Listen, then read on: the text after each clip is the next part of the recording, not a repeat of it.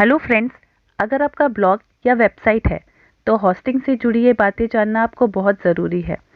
आज इस वीडियो में हम कवर करेंगे वेब होस्टिंग क्या होती है, यह कितने टाइप की होती है, आपको कौन सी वेब होस्टिंग लेनी चाहिए, आपको वेब होस्टिंग लेने वक्त किन किन बातों का ध्यान में रखना चाहिए।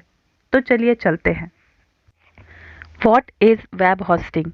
वेब होस्टिंग कुछ ऐसे स्पेशल कंप्यूटर्स होते हैं जिनमें माउस और कीबोर्ड नहीं, बल्कि उनमें होते हैं रैम और स्टोरेज डिवाइस जो आपको आपकी वेबसाइट को इंटरनेट पे पब्लिश करने में मदद करते हैं। जब आप कोई वेबसाइट बनाते हैं, उसमें टेक्स्ट लिखते हैं, इमेजेस लगाते हैं, वीडियो अपलोड करते हैं, तो आपने कभी सोचा है ये कंटेंट सेव कहाँ होता है? दुनिया भर में पब्लिश की जा रही वेबसाइट जिन्हें आप हर रोज़ इंटरनेट पर देखते हैं, ये किसी न किसी वेब होस्टिंग में स्टोर होती हैं। इसका मतलब है इनका सारा कंटेंट डेटा सेव होता है बड़े बड़े स्पेशल कंप्यूटर्स पे, जिनमें बहुत ज़्यादा रैम स्टोरेज कैपेसिटी होती है। ऐसे कंप्यूटर्स हर दम इंटरनेट से कनेक्ट रहते हैं, इसलिए जब भी हम कोई भी इंटरनेट पर किसी की भी वेबसाइट सर्च करते हैं तो वो बड़ी ही आसानी से वेब होस्टिंग सर्वर की मदद से हमारे कंप्यूटर पर शो हो जाती हैं। ये जितने भी वेब होस्टिंग सर्वर हैं वो 24 आवर्स 2400 घंटे इंटरनेट से कनेक्ट रहती हैं और किसी भी टेक्निकल हेल्प के लिए इनके पास स्टाफ भी मौजूद होते हैं। इसीलिए हम जैसे इंडिविजुअल इंसान खुद का होस्टिंग सर्वर लेने की वजह ऐसी बड़ी कंपनी जो कि होस्टिंग सर्विस प्रोवाइड करती है उनसे अपने लिए सर्वर रेंट पर ले लेते हैं, जिससे हमें होस्टिंग बहुत ही कॉस्ट इफेक्टिव पड़ती है और इन्हें हमें मासिक या फिर सालाना के हिसाब से रेंट देना पड़ता है। अब बात आती है टाइप्स ऑफ होस्टिंग की। तो कितने प्रकार की होस्टिंग होती है? पहली होती है शेयर्ड होस्टिंग, दूसरी डेडिकेटेड होस्टिंग, तीसरी वीपीएस होस्टिंग, चौथी क्लाउड होस्टिंग, फिर आती है वर्डप्रेस होस्टिंग। तो इन्हें डिटेल में समझते हैं। शेयर्ड होस्टिंग क्या होती है? जैसे कि आपको नाम से ही समझ आ रहा है कि शेयर्ड होस्टिंग का मतलब होता है कुछ शेयर करना। जी हाँ, जहाँ पर भी आप अपनी वेबसाइट होस्ट करते हैं तो आपको एक सर्वर दिया जाता है, एक पर्टिकुलर सीपीयू होता है, उसमें एक रैम मेमोरी होती है, उसमें स्टोरेज कैपेसिटी होती है, वहाँ पर आप अपनी वेबसाइट को होस्ट करते हैं। तो जहाँ पर आप अपनी वेबसाइट को होस्ट करते हैं वहाँ पे आप जैसे कई और लोगों की भी वेबसाइट होस्ट होती है एक ही सर्वर में। इसे बोलते हैं शेयर्ड होस्टिंग। आसान आसान भाषा में कहें तो जैसे आपने एक रूम रेंट पे लिया है और उसी रूम में आपने और 4 लोगों के साथ वो रूम शेयर किया है, तो उससे क्या होगा कि आप अपने रूम में रहने का स्पेस उन लोगों के साथ शेयर करेंगे, साथ ही वो आपका जो भी रेंट रहेगा वो भी उसमें कंट्रीब्यूट करेंगे। सेम एज शेयर्ड होस्टिंग में जब आप अपनी वेबसाइट लोगों के साथ उस सर्वर को शेयर करते हैं तो यहाँ पर आपको उस सर्वर का रेंट भी कम पड़ता है। तो शेयर्ड होस्टिंग बाकी होस्टिंग सर्विसेज के मुकाबले सबसे सस्ती पड़ती है। और ये होस्टिंग किन लोगों को यूज़ करनी चाहिए और किन के लिए सबसे ज़्यादा अच्छी है? तो जितने भी बिगनर हैं और जो अपना नया ब्लॉग और नई वेबसाइट शुरू करते हैं उनके लिए शेयर्ड होस्टिंग बहुत अच्छी है, क्योंकि नए नए ब्लॉग में बहुत ज़्यादा ट्रैफिक नहीं रहता है। पर इसमें एक खामी भी है कि अगर किसी एक की वेबसाइट में बहुत ज़्यादा ट्रैफिक आता है तो उससे आपकी वेबसाइट स्पीड भी स्लो हो सकती है। तो ये बात हुई शेयर्ड होस्टिंग की। अब बात आती है डेडिकेटेड होस्टिंग की। तो डेडिकेटेड होस्टिंग शेयर्ड होस्टिंग से जस्ट अपोजिट होता है। जैसे कि शेयर्ड होस्टिंग में आप अपने सर्वर को बाकी लोगों के साथ भी शेयर करते हैं, ऐसा डेडिकेटेड होस्टिंग में नहीं होता। डेडिकेटेड होस्टिंग का मतलब होता है एक फिजिकल सर्वर कंप्लीटली आपकी वेबसाइट के लिए होता है, जिसमें सिर्फ और सिर्फ आपकी वेबसाइट होस्ट होती है। इसमें किसी और की वेबसाइट में जब ट्रैफिक आता है तो इसमें आपकी वेबसाइट पे किसी चीज़ का फ़र्क नहीं पड़ता। अब जैसे कि वो एक सर्वर सिर्फ आपके लिए है तो इसका कॉस्ट भी बहुत ज़्यादा होता है। तो dedicated hosting server hosting shared hosting से काफ़ी महंगी होती है, बट इसमें आपकी वेबसाइट की स्पीड बहुत ज़्यादा हाई रहती है। डेडिकेटेड होस्टिंग मेनली वो लोग यूज़ करते हैं जिनकी बहुत बड़ी बड़ी वेबसाइट्स होती हैं और जिसमें बहुत ज़्यादा मात्रा में ट्रैफिक आता है। अब तीसरा है वीपीएस होस्टिंग।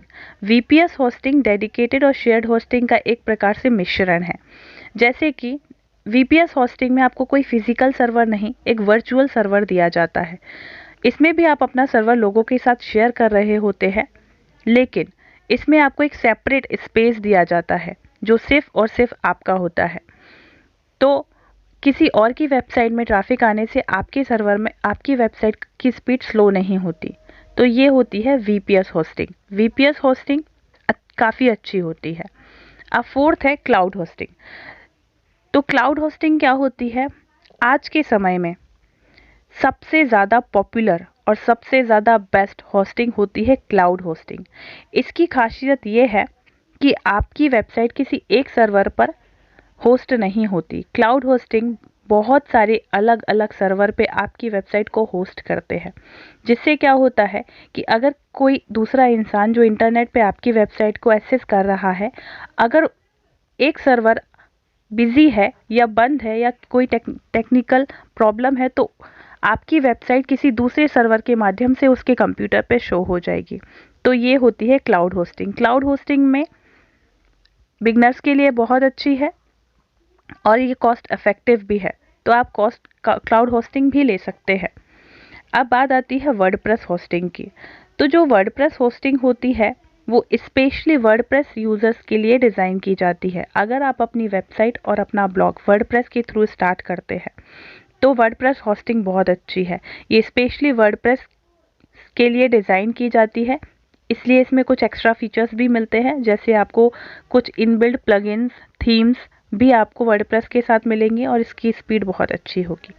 तो ये हो गए कुछ प्रकार ऑफ होस्टिंग, मतलब some types of hostings. These are some types of hostings. अब आप कहेंगे कि वेब होस्टिंग काम कैसे करता है। तो वेब होस्टिंग, जैसे कि अभी हमने समझा कि वेब होस्टिंग कुछ स्पेशल कंप्यूटर्स होते हैं जहाँ पे डिस्क स्पेस होता है, स्टोरेज कैपेसिटी होती है, जहाँ पर आप अपनी वेबसाइट के कंटेंट को स्टोर करते हैं। और जब कभी भी कोई इंटरनेट यूज़र आपकी वेबसाइट के डोमेन को यूआरएल बार में डाल के आपकी वेबसाइट को एक्सेस करना चाहता है, तो डीएनएस सर्वर की मदद से वो रिक्वेस्ट आती है आपकी वेब होस्टिंग के पास जहाँ पे आपकी वेबसाइट स्टोर्ड है। फिर वहाँ के सर्वर आपकी वेबसाइट तक जाते हैं और आप उस कंटेंट को एनालाइज करते हैं जो कि यूज़र्स ने सर्च किया है, और फिर सर्वर की मदद से उसके कंप्यूटर तक लेके जाते हैं। मेनली यही काम होता है वेब होस्टिंग का। अब जब आप वेब होस्टिंग खरीदते हैं तो आपको किन किन बातों का ध्यान रखना चाहिए। तो पहला होता है अप टाइम। अप टाइम क्या होता है? अप टाइम आपको मिनिमम 99% देखना चाहिए कि जो भी आप वेब होस्टिंग कंपनी से अपनी होस्टिंग खरीद रहे हैं, वो आपको 99% अप टाइम की गारंटी देती है कि नहीं। अप टाइम का मतलब होता है कि आपकी वेबसाइट इंटरनेट पे कितने परसेंट अवेलेबल है। एक होता है अप टाइम और एक होता है डाउन टाइम। डाउन टाइम का मतलब होता है आपकी वेबसाइट उतने समय के लिए ऑफलाइन हो जाएगी। जैसे कि हमने बताया, होस्टिंग के जो सर्वर्स हैं वो 24 घंटे इंटरनेट से कनेक्ट रहते हैं।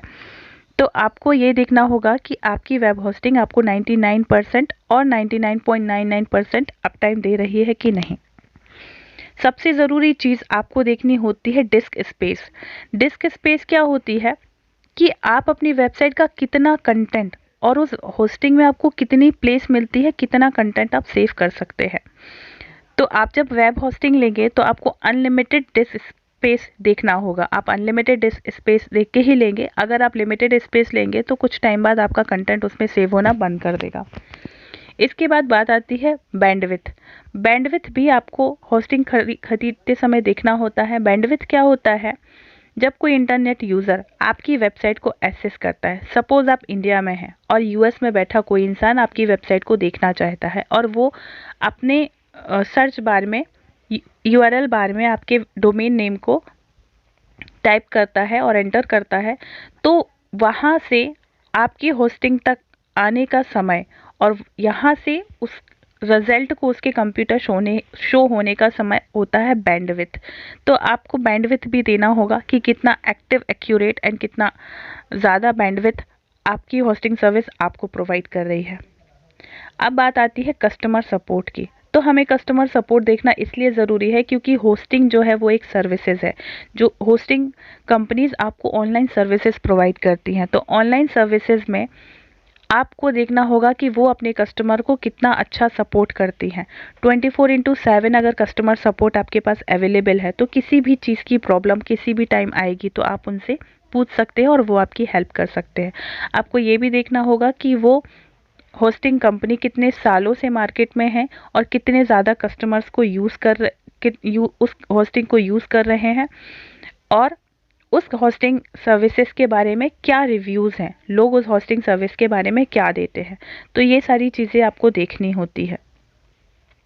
इसके बाद बात आती है कुछ होस्टिंग सर्विस कुछ होस्टिंग से रिलेटेड प्रोडक्ट भी देती हैं। जैसे कि कुछ होस्टिंग सर्विसेज आपको SSL सर्टिफिकेट्स देते हैं और 1 ईयर का डोमेन फ्री देते हैं। तो अगर आप होस्टिंग सर्विस ले रहे हैं तो आप ये भी देख सकते हैं कि आपको 1 ईयर का अनलिमिटेड SSL सर्टिफिकेट फ्री मिल रहा है और 1 ईयर का डोमेन फ्री मिल रहा है कि नहीं। आपको ये भी देखना होगा कि कुछ होस्टिंग सर्विसेज ईमेल फैसिलिटी और बैकअप प्लान्स भी देते हैं। तो ये कुछ सारी चीज़ें हैं जो आपको होस्टिंग खरीदते समय लेनी चाहिए। अब आपके मन में सवाल है कि आप कौन सी होस्टिंग सर्विसेज खरीदें। तो देखिए, अगर आप न्यू हैं या बिगनर हैं तो आपको कौन सी होस्टिंग सर्विस खरीदनी चाहिए, या आपकी वेबसाइट बहुत फास्ट ग्रो हो रही है तो आपको कौन सी होस्टिंग सर्विस खरीदनी चाहिए। और अगर आपकी जो वेबसाइट है वो बहुत बड़ी है जहां लाखों में ट्रैफिक डेली बेसिस पे आता है, जैसे ई-कॉमर्स वेबसाइट जैसे, तो आपको कौन सी वेबसाइट खरीदनी चाहिए। तो हम 3 कैटेगरी में बात करेंगे। एक बिल्कुल बिगनर्स के लिए, एक मिडिल स्केल बिजनेस के लिए, अगर आपका मीडियम स्केल बिजनेस है तब के लिए, और एकदम हाई लेवल के लिए। तो ये तीनों की कैटेगरी के हिसाब से मैंने लिंक डिस्क्रिप्शन में दी है, आप उन वेबसाइट को चेक कर सकते हैं और अगर आपको पसंद आता है तो आप परचेज कर सकते हैं। Thank you.